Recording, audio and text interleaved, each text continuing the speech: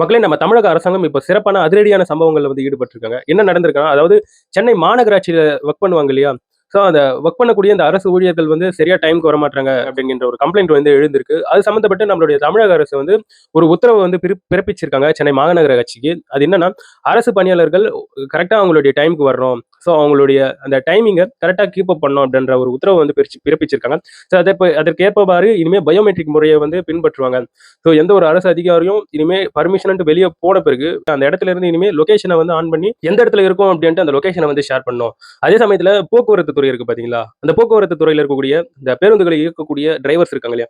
So அவங்க வந்து driving பண்ணும்போது செல்ஃபோன்ஸை வந்து யூஸ் பண்ணக்கூடாது. குறிப்பாக மேல் பாக்கெட்ல கூட ஃபோன வைக்கக்கூடாது அப்படின்ற ஒரு ஸ்ட்ரிக்ட்டான உத்தரவு என்பது பிறப்பிக்கப்பட்டிருக்கு. ஸோ அந்த டிரைவர்ஸ் வந்து ஃபோன் பேசிக்கிட்டு பஸ் ஓட்டினா விபத்துகள் என்பது நேரிடும், ஆக்சிடென்ட் நடக்கும் அப்படின்றதுக்காக இவ்வாறான உத்தரவுகள் என்பது பிறப்பிக்கப்பட்டிருக்கு. இவையெல்லாம் கேட்கும்போது மிக சிறப்பாக இருந்துகிட்டு இருக்கு. அதுக்கப்புறம் இன்னொரு கஷ்டமான ஒரு சம்பவம் வந்து நடந்திருக்கு. இது கேட்கும்போதே உண்மையா கோவமா இருக்கு. புதுக்கோட்டை மாவட்டத்துல ரீசென்ட்டா ஒரு சம்பவம் நடந்திருக்கு. அதாவது காது கேளாத, வாய் பேச முடியாத ஒரு பெண் மாற்றுத்திறனாளிய வந்து பாலியல் வன்கொடுமை செஞ்சிருக்கானுங்க. ஸோ அந்த சம்பவத்தை கேட்கும்போது உண்மையாவே மனசுக்கு ரொம்ப கஷ்டமா இருக்கு. புதுக்கோட்டை மாவட்டத்துல இருக்கக்கூடிய சாந்தம்பட்டி அப்படிங்கின்ற ஒரு ஊரை சார்ந்தவங்க தான்.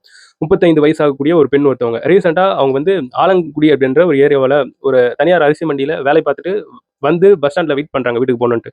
அப்போ ஒரு 2 பேர் கார்ல வந்து அந்த பெண்ண வந்து வலுக்கட்டாயமா அந்த கார்ல ஏத்தி ஒரு முந்திரி காட்டுக்கு கொண்டு போயிட்டு அந்த பெண்ணை வந்து பாலியல் வன்கொடுமை செஞ்சு அந்த இடத்திலேயே தூக்கி போட்டு வந்திருக்காங்க. அந்த பெண் வந்து உடம்பு வலியோட அந்த இடத்துல இருந்து நைட் டைம்ல ஒரு 8 மணிக்கு அந்த இடத்துல இருந்து நகர்ந்து நகர்ந்து ரோட்டுக்கு வந்திருக்காங்க. அந்த பகுதியாக ஒரு பெண் காவலர் போகும்போது அந்த பெண்ண பார்த்து என்ன ஏதுன்னு கேட்கும்போது அவங்க சைகையின் மூலமாக இந்த பாதிக்கப்பட்டிருக்கக்கூடிய வாய் பேச முடியாத பெண் வந்து சைகையின் மூலமாக அந்த பெண்ணுக்கு நடந்திருக்கக்கூடிய துயர்களை வந்து எக்ஸ்பிளைன் பண்ணியிருக்காங்க. அதுக்கப்புறம் 108 ஆம்புலன்ஸின் மூலமாக மருத்துவமனையில கொண்டு போயிட்டு சேர்த்திருக்காங்க. அதுக்கப்புறம் அந்த சம்பவத்தில் ஈடுபட்டிருக்கக்கூடிய மாரி அப்படின்ற ஒரு நபரை வந்து அரசு செஞ்சிருக்காங்க.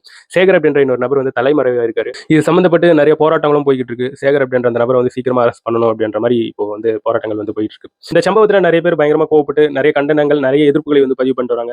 சரியான ஒரு தண்டனை குடுக்கணும் அப்படின்ட்டு எதிர்ப்புகளை வந்து பதிவு பண்ணிட்டு வராங்க. இதை பற்றி நீங்க என்ன நினைக்கிறீங்கன்றத என்னோட கமெண்ட் செக்ஷன்ல பதிவு பண்ணுங்க.